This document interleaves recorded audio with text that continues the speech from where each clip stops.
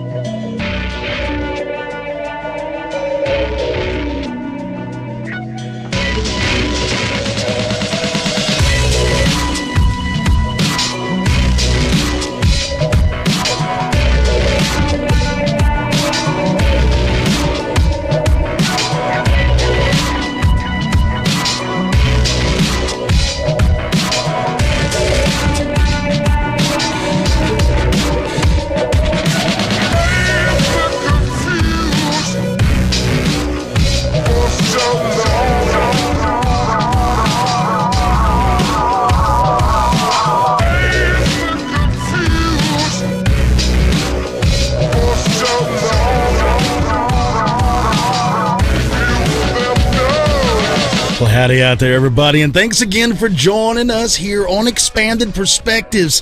You're riding along with me, Cam Hale, and I've got somebody new in studio today, folks. I've got somebody sitting across the table from me. It is such a privilege to announce I have Dynamic Disc's newest player signed to their whole thing. I have Kyle Wysocki. How's it going, everybody? It's Labor Day here in the States. But I'm glad to be here in studio with my broad, Cam, and all of you great listeners out there. Yeah, I bit the bullet. For months now, Cam's been trying to get me to go out on the disc golf tour with him, and I've just been too busy. But now that school's started, the kids are back in school, I have a little bit of free time. Mm-hmm. I've been talking to Cam and my wife privately about this for weeks now, saying, you know what, I need an activity to get outside. I need something. I don't care if it's hiking, mountain climbing, bike riding. I need something because I'm either in my studio or I'm in the office working, or I'm in my car, but I'm not getting enough physical activity outside.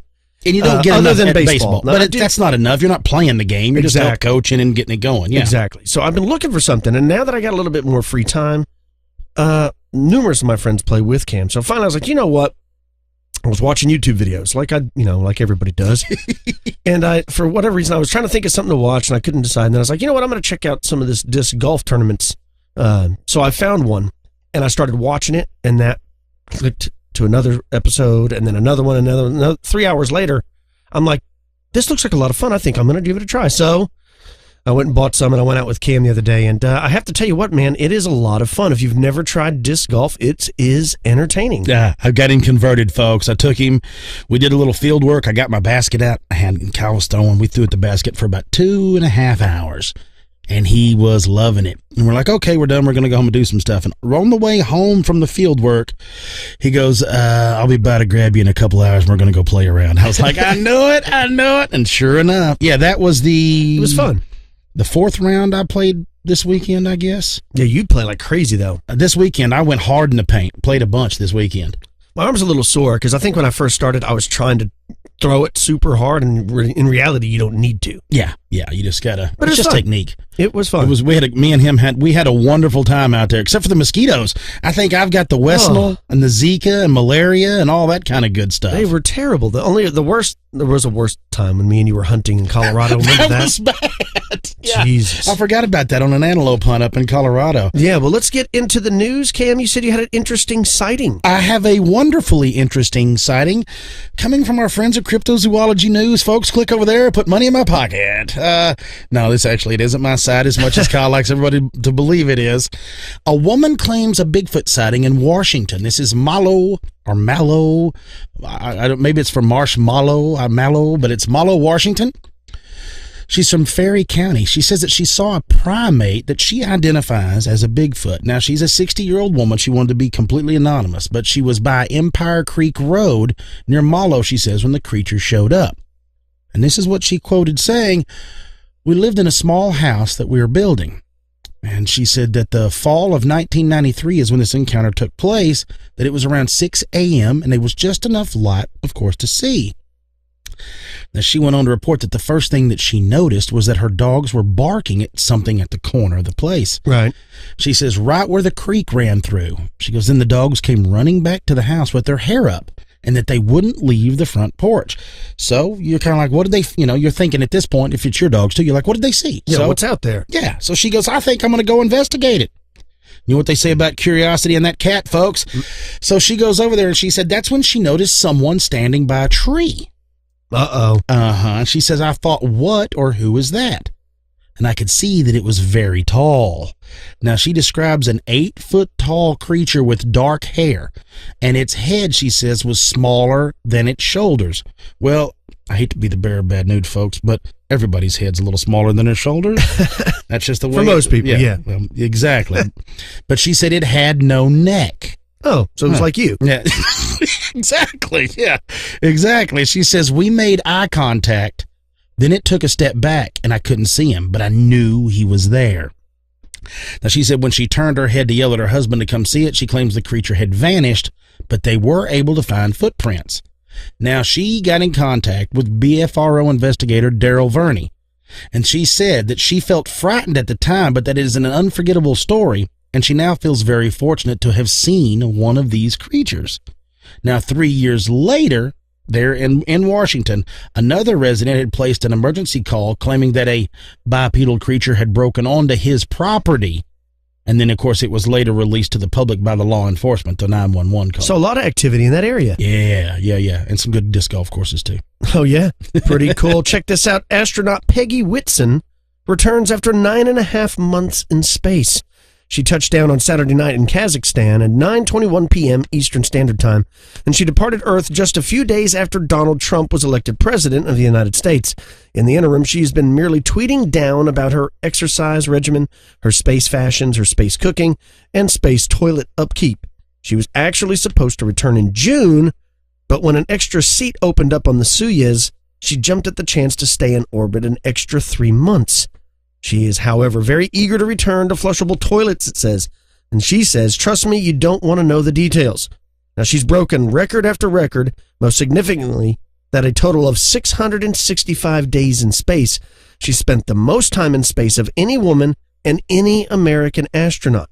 She's at age 57, and she's also the world's oldest female astronaut. Now, NASA notes that over the course of these 4,623 orbits, that she and her crewmates contributed to research to the effects of microgravity on human eyes and their own stem cells. They also conducted an antibody investigation that could increase the effectiveness of chemotherapy drugs for cancer treatments and the study of plant physiology and growth in space using an advanced plant habitat. She told the Associated Press that the 9 months at the International Space Station went by very quickly because I was so busy. And she said she writes on to looking down on the planet from on high. Now, when that quote, she says, "I will miss seeing the enchantedly peaceful limb of our Earth from this vantage point. Until the end of my days, my eyes will always search the horizon to see that curve once again." So that's pretty cool, man. That is an incredibly long time to be in space. And like we've talked about it numerous times, when you finally get back to Earth, man, you're out of it for a couple months because of the atrophy and things. That sounds like a conspiracy theory, what she just said. Oh, yeah, about the curvature of the Earth? We'll always search the horizon for that curve once again. She's trying to let everybody know it's not flat, but it is, and she knows it's flat. Yeah, so very interesting. The oldest... please don't plant that seed. Please, stop. Stop. Every time we get dozens of emails. Hold on, I'm going to cash this flat Earth shield check, and I'm going to go get me some new discs this afternoon. That's right. Right? Because they pay me to keep it going. Yeah, that's right. Yeah, but very cool, man. That is, you know what I've wondered, and I don't know why I've never thought of this, I've never looked into this, none of this, until this very moment when you're telling this story, is when you're on whatever the space station and all that, how do you get your sleep pattern regulated? Do you think the lights actually have a time where they shut off? I would imagine. You know what I mean? Yeah, because you're going around the Earth, 20 times a day. You could easily get completely out of rhythm and not even know that you were staying up way late or not sleep. You know what I'm saying? What was that? Giant mayfly. Looks like a mayfly got in the studio. It's on me. It looks like it's a thunderbird circling. Look out. Look out. It almost landed in my beard. If that thing lands in my beard, you're going to have to edit this out because I'm going to lose my mind. I will go crazy. But yeah, just the sleep patterns, the whole thing. That's a good question. You know what I mean? I need to look into that. I got you something here from Open Minds you're going to really enjoy. There was a Florida couple claimed to have witnessed a speedy UFO zigzagging through the night sky. I didn't think about this, but it's around the time we were down there. Now it's not where we were at. Now the couple was in Ormond by the Sea, Florida, and reports that they saw a bright object flying, and this zig-zaggy, as they called it, through the sky at a high rate of speed. Now it took place on August 13th, as they were watching the stars from their backyard. Now the husband says he was a military brat, and he served 14 years in the U.S. Army. But he goes on to say that he has never seen anything like what he witnessed. Now, here's what he says. This is his statement verbatim. Here's his statement. "My wife and I were outside in the backyard looking at the stars because the sky was unusually clear. We had been observing the stars and constellations for approximately 5 minutes when the object appeared, suddenly out of the west, and then headed east, out over the ocean. There is this extremely fast, at extremely high altitude, brightly white-lit object that transits the sky in less than 10 seconds, stops, remained motionless for a few seconds, then flew southwest back inland, making erratic movements, kind of jittery and zigzaggy, then abruptly stopped again and remained motionless." Goes on to say that the speed was incredible. The object then flew south by southwest until it was lost in the illumination or glow of the city lights of Daytona Beach. Now he goes on to say here that I was an Air Force brat and a veteran of 14 years military service in the U.S. Army. I've seen all types of high-performance military aircraft flying. This was not a plane or satellite. Never seen anything remotely this fast. It made erratic changes in direction and complete stops with no perceivable slowing. Now it says, I'm actually a very rational person, a highly trained and experienced observer. I've seen the ISS, the space shuttle, fighters fueling from tankers, high-performance aircraft, and numerous satellites over the years, but never anything like this. At first we were excited as we thought it was a satellite. Then our feelings turned to awe as we watched it perform incredible maneuvers, radically changing direction, coming to abrupt stops, all from very high rates of speed. He goes on to say this. Bright single points of light moving erratically in the night sky are often reported. Satellites can often be seen at night, especially in the hours just after sunset. However... Yeah, I've seen them multiple times. It says, however, satellites are not very fast and just fly in straight lines. That's true. So... you start looking at this, but yet what he was talking about, the way it flew out over the ocean, then flew back inland, but it was doing its crazy maneuvers out over the ocean. Yeah. Lends me to believe that it's ours, and that's a test area. In case something goes wrong, you splash down in the ocean.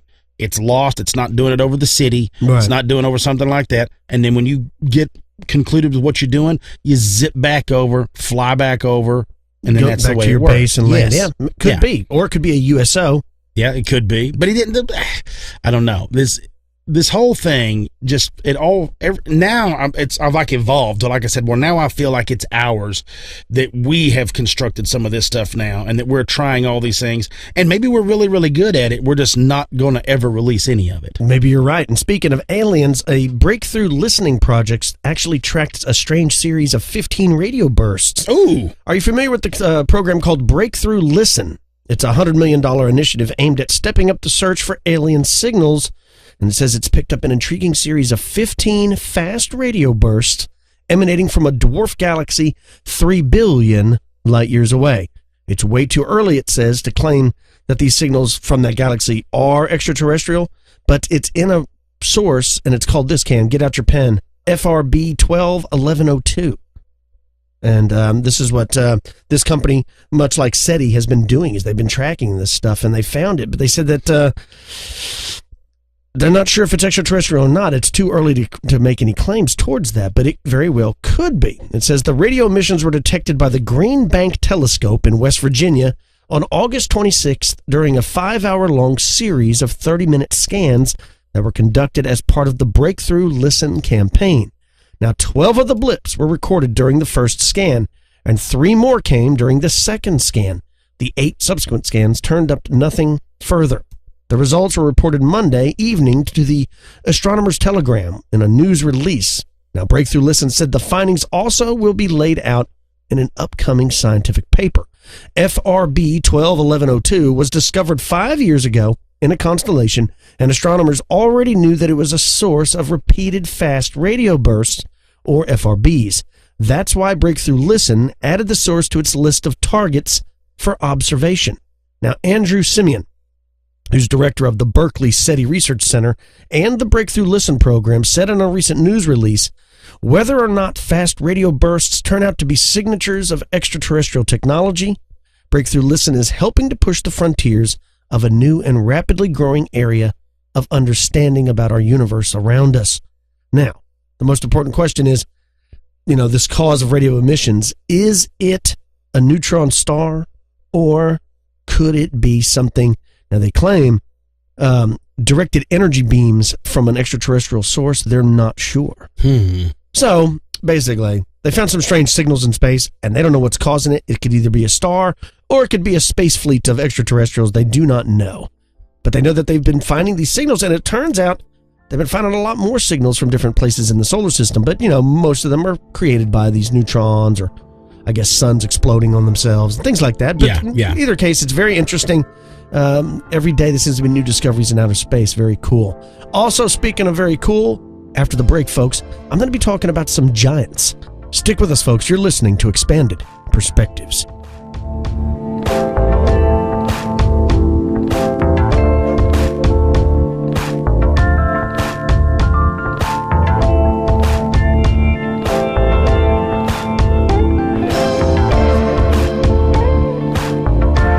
Are you hiring? Do you know where to post your job to find the best candidates? It can be a challenge to find great talent, and the importance of finding great talent is key when it comes to running a successful business. We interviewed dozens of people before we hired Mary here at Expanded Perspectives. With ZipRecruiter, you can post your job to 100 plus job sites with just one click, and their powerful technology officially matches the right people to your job better than anyone else. And that's why ZipRecruiter is different. Unlike other job sites, ZipRecruiter doesn't depend on candidates finding you. It finds them. In fact, over 80% of jobs posted on ZipRecruiter get a qualified candidate in just 24 hours. No juggling emails or calls to your office. Simply screen, rate, and manage candidates all in one place with ZipRecruiter's easy-to-use dashboard. Find out today why ZipRecruiter has been used by businesses of all sizes to find the most qualified job candidates with immediate results. Right now, our listeners can post jobs on ZipRecruiter for free. That's right, folks, free. But you have to go to ZipRecruiter.com/expanded. That's ZipRecruiter.com/expanded.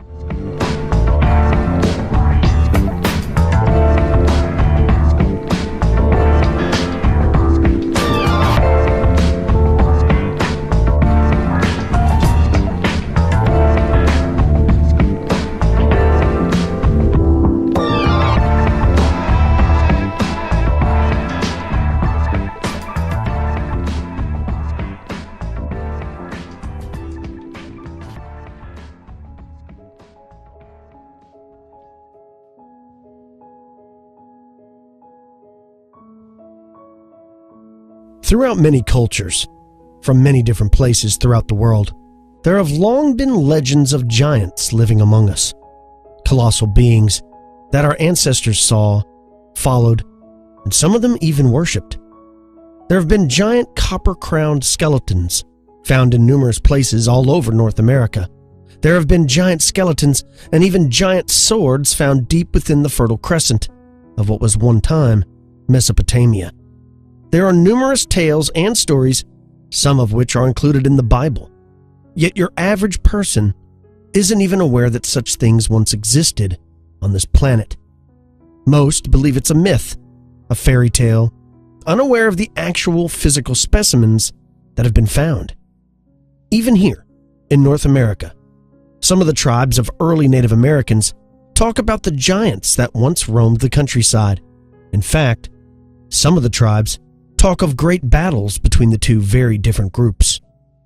There have been many theories as to where these stories come from, if they are in fact real, or just elaborate fakes.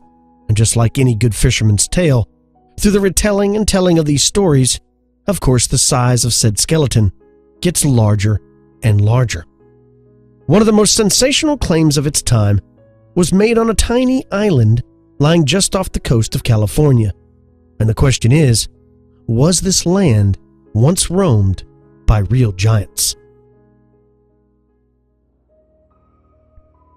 Lying just off the coast of the United States, state of California, around 22 miles southwest of Los Angeles, is the quaint Santa Catalina Island. Also called simply Catalina Island, the 22-mile by 8-mile island is part of the Channel Islands archipelago and incorporated into Los Angeles County, and it also has a rather colorful history. It was originally settled by the Gabrielino and Tongva native tribe Americans in around 7000 BC. The island was later claimed by Spain in 1542, and it later passed into the possession of Mexico, and after that, eventually to the United States. Catalina Island was long used as a base of operations for a variety of shady characters, including pirates, smugglers, and even otter poachers, until it was eventually turned into a tourist resort in the 1920s by the tycoon William Wrigley Jr. of the chewing gum empire, and the person who the world champion Chicago Cubs field is named after. Yeah, I know, that has nothing to do with the story, but anytime I can mention that the Cubs are world champions, well, I'm going to. Back to the story. Although the island is now a popular tourist destination and frequently visited by vacationers from nearby Los Angeles, which lies only about an hour's boat ride away, there is another odd facet of the island's history that most people may be unaware of.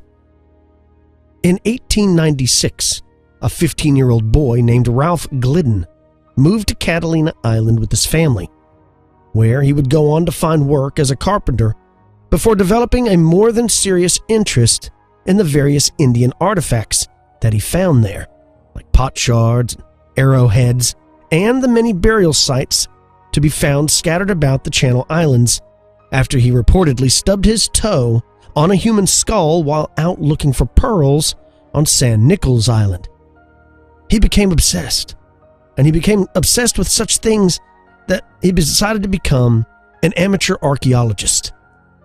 He decided to start going on and organizing numerous excavations to uncover some of these ancient burial sites on Catalina Island between the years of 1919 and 1928. During these excursions, he uncovered an alleged 800 secret burial sites around the island and a myriad of Indian artifacts and relics as well. He also found thousands of ancient native remains, which he often sold to museums and collectors. When William Wrigley Jr. bought the island in the 1920s, he went about ensuring that these artifacts would be preserved and ordered that all such finds would be the exclusive property of the Field Museum of Natural History in Chicago. Interestingly enough, though, the Hay Foundation, to whom Glidden had sold a large amount of such remains and relics, was contracted by the museum to carry out all excavations on Catalina Island, and he managed to snag a top spot in this pursuit, which enabled him to keep his excavations uninhibited. Unfortunately for Glidden, in 1924, the foundation cut all funding, and he was forced to keep his head above water by opening a ramshackle museum for his own finds in the town of Avalon, which is located on Catalina Island, which he called the Catalina Museum of Island Indians. And this is where he exhibited some of his discoveries to anyone willing to pay admission.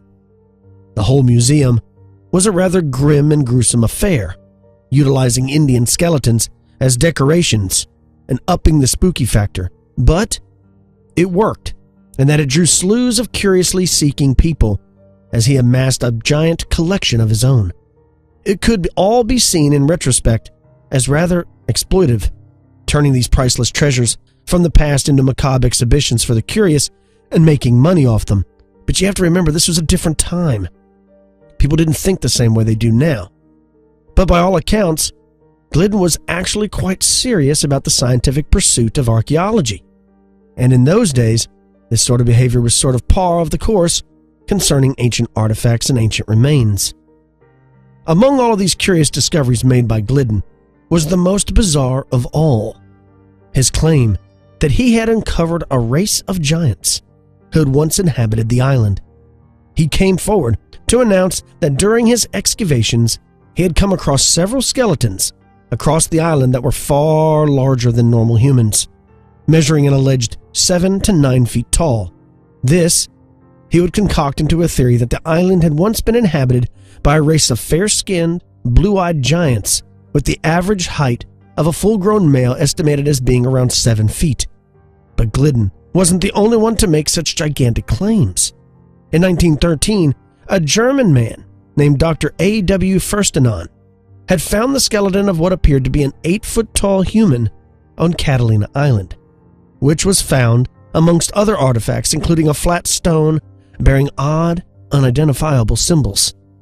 This particular skeleton was allegedly found in Avalon Bay in hard black sand, and it reportedly mostly disintegrated when it was brought to the surface and exposed to air, leaving only the skull, jawbone, and foot intact. There was also a later report of a dig on nearby Santa Rosa Island that in 1959 supposedly unearthed several 7-foot-tall skeletons with skulls painted red, which had double rows of teeth and 6 fingers and toes instead of just 5. Interestingly, double rows of teeth were apparently a common feature among the human remains found in the Channel Islands. Another of the Channel Islands, San Nicolas Island, was also the scene of numerous findings of larger-than-average human remains, which were surmised to be a different race from a more normal-sized human.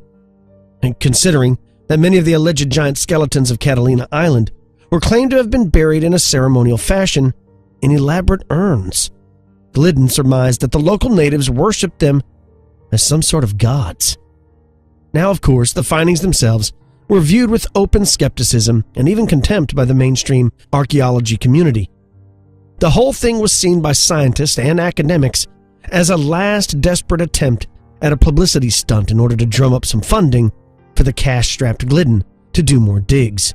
And as such, no professional archaeologist was even willing to travel out to Catalina Island to make an effort to verify some of his claims. One of the main problems with Glidden's fantastic discoveries is that there is very little hard evidence to show that any of what he said was true. There were those who came forward over the years to say that they had personally seen the skeletons, but these stories are circumstantial at best. Some of the bones were apparently sent to the University of California and the Smithsonian, but these institutions have repeatedly denied any such specimens in their collection whenever they are asked about it. Nevertheless, it has been speculated that they are indeed there, locked away in some top-secret vault, along with the field reports and photos to go with them. Regardless of whether any of this is true or not, none of the alleged skeletons has ever officially been released as evidence, and it is unclear what happened to all those supposed remains. One would think that Glidden would have taken many of these photos of these findings, and apparently he did. but these have proven to be hard to come across. Not helping matters is the fact that Glidden was said to be rather sloppy about marking or properly filing his photographs, meaning that many were mislabeled and even lost. The most significant discovery made in recent years was a dusty box found in the back of the Catalina Island Museum's archive in 2012, which held numerous documents written by Glidden and photographs of ancient native relics and remains, including some that reportedly show the giant skeletons he claimed to have found. But these too are not always properly labeled and have very little information included with them to give them any context. While it is in dispute as to the veracity of these giant photos, one paranormal researcher, you know him, L.A. Marzulli, has claimed that the details analysis of one of the photographs shows that the skeleton pictured in it seems to be real, and that if it was real, it would have measured 8.5 feet tall. Yet, others maintain the photo is a hoax. Marzulli has also said that one of the giant skeletons clearly shows 6 fingers. This is a common trait, like we talked about, among these giant skeletons that are found. The condition, known as polydactyly, has actually been seen in humans. And, speaking of the world champion Cubs, they actually had a relief pitcher that had this trait. Antonio Alfonseca, who played for the Cubs, had 6 fingers on each hand and 6 toes on each foot. If you think I'm making it up, check it out for yourself. And like we talked about earlier, another trait that's commonly found is the double rows of teeth. Crazy, right? So, let's say you accept the fact that many years ago, there was a race of giants that inhabited planet Earth, and we somehow killed them all off. What was responsible for the giant size? Remember, lots of things were giant long, long ago, from giant cave bears to giant sloths to even, yes, Luke's favorite, dinosaurs. Everything seemed larger in our distant past. So, is it possible that they were just like us, only much larger? Maybe. One of the most interesting theories as to why people were giants all of those eons ago is because of cosmic rays. In Peter Colosimo's book, Timeless Earth, he said that there has been and will continue to be much animated discussion of the nature and effect of cosmic rays. Years and years of experiments will be necessary before firm conclusions can be reached. Like other radiations, such as wireless telegraphy, X-rays, etc., cosmic rays may have 2 types of effects. They may cause mutations and the changes in inherited characteristics, and also they may damage or alter many of tissues.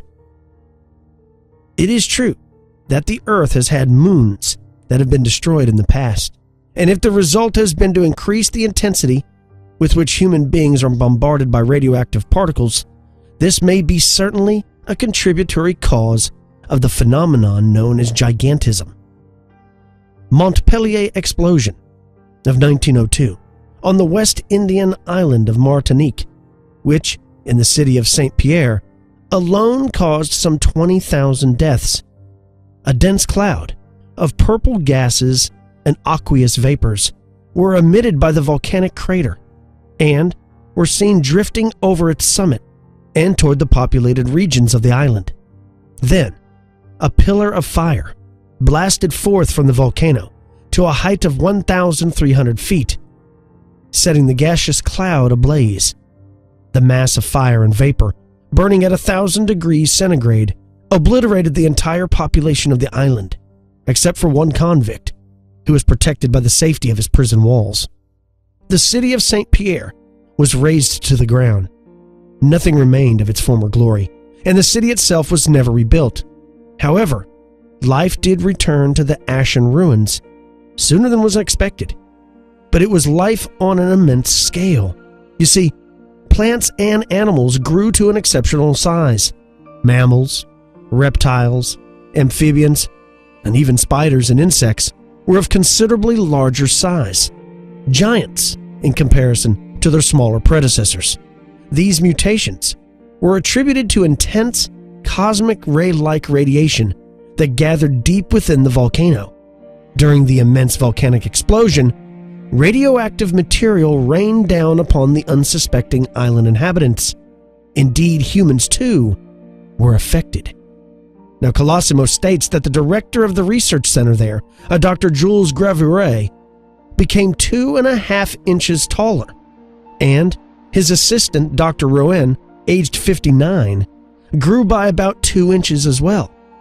The radiation released by this volcanic eruption had been hidden deep within the planet since the beginning of the planet itself. Some mainstream scientists readily accept the cosmic ray theory with regard to gigantism because it is known that gigantism in both plants and animal species spearheads evolutionary change. Radiation, causing mutations of gigantic proportions, also was widely rampant in the movies of the mid-20th century Hollywood, films haunted by the real possibility of an atomic catastrophe. But these calamities are far from fictional, far from merely a theory. They really happened. Colosimo writes, during the first phase of its existence, the sun must have poured forth a stupendous volume of radiation on all of its satellite planets. Even today, the intensity of radiation goes hand in hand with the occurrence of sunstorms. Colosimo further speculates that gigantism must have been a feature of life on Earth from very early times, and not only the Triassic period, which began some 180 million years ago. This was an age of great prehistoric reptiles and the dawn of the first dinosaurs, which succeeded the more primitive mammal-like reptiles and supercrocodile species. But in an attempt to fairly evaluate the full extent of the influence of cosmic rays on planet and the animal gigantism, he admits, cosmic rays, it is true, are filtered through the Earth's atmosphere, which must have been much denser in earlier times, but it can hardly have been so dense as to affect radiation greatly, since at the present day, rays of this type traverse the human body in incredible quantities, some 650,000 to the minute. They can penetrate massive walls of lead or seawater to a depth of 3,500 feet. The conclusion is, then, that cosmic rays would not in themselves have sufficed to create a race of giants, though they may certainly have helped to do so. So I don't know. I don't know what caused there to be giants back in the day, and I don't know if the Smithsonian, as well as other groups, spent a lot of time trying to cover up the discovery of giant skeletons. What I do know is this: whenever I hear people, native to a particular area, talking about their ancient past and things that went on there, I tend to listen. Perhaps you should do the same. You're listening to Expanded Perspectives.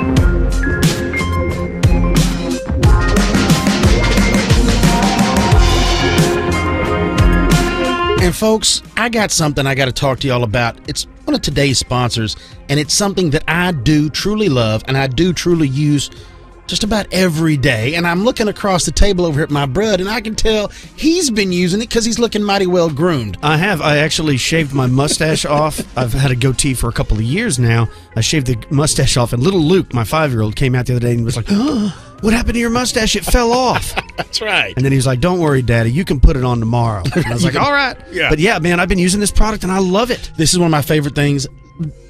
Really, I can't talk about it enough, folks. And what I'm talking about is Dollar Shave Club. And it's crazy. Like I know, and like I said before, I know y'all see me in my big beard, but I do shave my head. It's something that I've always done for the longest time. And this is the greatest thing. Not only is it the greatest thing, it's the smartest choice to make. Kyle and I had a discussion about this a while back, and we were talking about one of the probably the most popular razors you can talk about is like this Gillette Pro Glide razor. So we look it all up. Well, you can get one less blade and pay twice as much money, basically. That's it. You're going to be able to get a heck of a deal. a great shave, a great price, convenience, the smartest thing you can do. No gimmicks, no nothing. This is what you get, folks. For a limited time, the members we're going to give you this code for, you're going to get your very first month of, get this, not the intro, not the mid, the top, the executive razor package. You're going to get that. And a tube of Dr. Carver's shave butter, which is awesome. I love the shave butter. The shave butter is awesome. You're going to get all of that for your very first month for $5 and free shipping. Now, after that, the executive pack is $9 a month. That's it. And the shipping's free. So it goes up $4. Boom. You just keep getting them, and you just keep rolling them in. And look, you can use them. I shave my head with them every other day. You can't dull these things down. It is awesome. I love it. I mean, I really do love it. And if you don't want the executive, you could step down and get the 4-blade, which is called the 4X, and it's only $6 a month with free shipping. Yes. And then if you want the Humble Twin, which is a 2-blade razor, it's $1 a month. Now, you do have to pay shipping, but the shipping is $2. So basically $3 a month. Yeah. It's an incredible deal. It is a heck of a deal. And I know y'all are right now going, well, what's the code, man? What's the code? If you go to dollarshaveclub.com/expanded, that's where you're going to get it, folks. dollarshaveclub.com/expanded. And I'm going to tell you right now, go ahead and load up on the shave butter. You don't want to use that silly cream anymore, the foam, a bar of soap. Get rid of that crud. You don't want that. The shave butter is where it's at. It's the butter, and it's where it's at, and it's perfect. This is great. It's the smartest thing you can do, the smartest choice you can make when it comes to personal hygiene if you like to shave. Ladies, for your legs, your armpits, everything, ladies, you can jump on this just as fast. Go to dollarshaveclub.com/expanded and get your first month for only $5.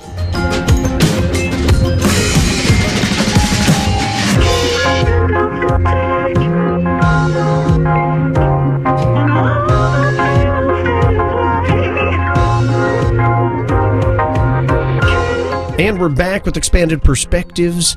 I love the stories of giants. These damn giants. I love the daydream that back in the day, there was these giant people walking around. I don't know why I'm so fascinated by that, but I am. Every time I see it in a newspaper, every time I see Jim Vieira writing something about it, or Hugh Newman, or any Patrick Cohenard. I know why. I love the sightings. I know why you're fascinated with it and the little people, as I am. Because like we've talked on this show before, it's because of our fascination with things like the Lord of the Rings and Dungeons and Dragons and all, is because it fits that genre type. The idea of having mortal men and the dwarves and then the giants living in certain areas. That's why you're fascinated with it, is because that's the world that you are drawn to. Just like there's people that are drawn to UFOs and aliens because they're more sci-fi. That's the world they're drawn to. Yeah. It fits into your wheelhouse. That's why you like it so much. Like you and I have laughed and spent hours watching all the videos on like Raoul Partha figure painting, and you start finding all those because it's fun to have. Or what was the show I told you about? The guy that makes Dwarf. Yeah, those kits. Yes. I can't help it. I'm drawn to this stuff. It's something that I enjoy. That's why I love the Game of Thrones. I mean, that's why I love the whole, that's why I'm drawn to it. That would be a thing that I wished I could do. If I could do one thing in my life, would to be an extra or something like that on one of these movies, to be involved in a film like that. You could definitely would be like cool. A dwarf or something. Yeah. Beard and everything. Yeah. I'm real short and thick. I'm built for it. Did you see the movie King Arthur? Yes. Is it any good? Multiple times. I enjoy it, but I enjoy that kind of stuff. Yeah, I almost rented that. You'll enjoy it. We almost rented Wonder Woman, but then the boys got busy and they decided they didn't want to watch it with Dad. So you'll like King Arthur. Yeah. Hands down, you'll enjoy it. And I also saw on there recently the Lost City Aziz on there, so I almost rented that. Same dude, yeah. Same dude. That looks very interesting. Well, are you going to go see the new movie It? Yes, of course. I think we're all going. Okay. Because I think my wife's going and your wife's going, and of course we'll be going.